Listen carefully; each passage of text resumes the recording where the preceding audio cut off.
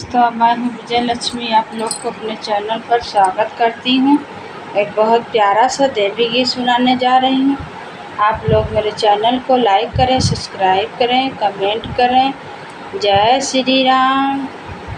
मैया कहवा लगायू बड़ी देर, भवनवा में आवो चली। देवी कहवा लगायू बड़ी देर, भवनवा में आवो चली। आवो चली हो मैया आवो चली, आवो चली हो देवी आवो चली। मैया कहवा लगायो बड़ी देर, भवनवा में आवो चली।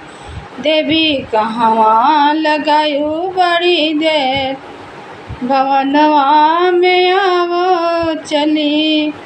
तुहरे बिना मैया मलिया न आवे, मलिया न आवे देवी मलिया न आवे।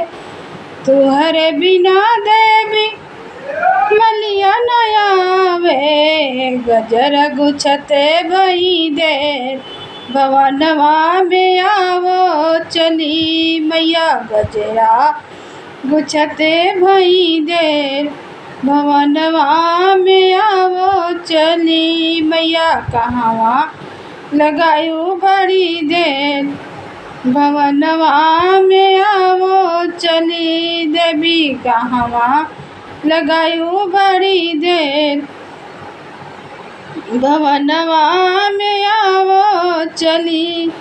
तुहरे बिना मैया कोहरा न आवे, तुहरे बिना मैया कोहरा न आवे।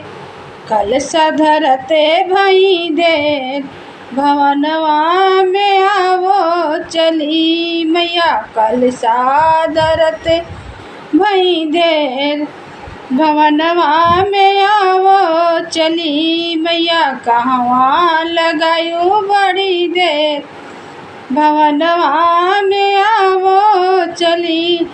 ई तुहरे बिना मैया, तोहरे बिना मैया रंग रजना आवे। तुहरे बिना देवी रंग रजना आवे, रंग रजना आवे मैया रंग रजना आवे।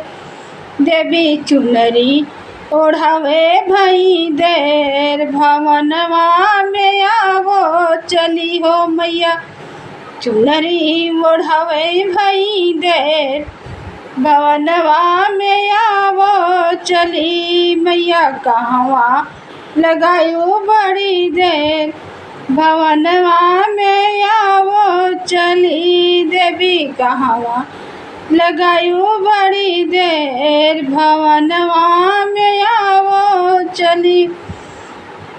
तुहरे बिना मैया पटहर न आवे, तुहरे बिना मैया पटहर न आवे।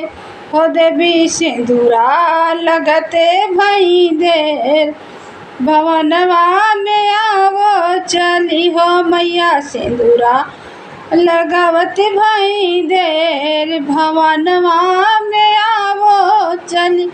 मैया कहवा लगायू बड़ी देर, भवनवा में आवो चली।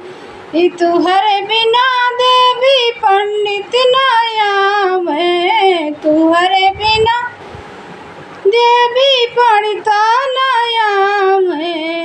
हो मैया पटवा करते भई देर, भवनवा में आवो चली हो। देवी पटवा करते भई देर, भवनवा में आवो चली। मैया कहवा लगायू बड़ी देर, भवनवा में आवो चली हो। देवी कहवा लगायू बड़ी देर, भवनवा में आवो चली।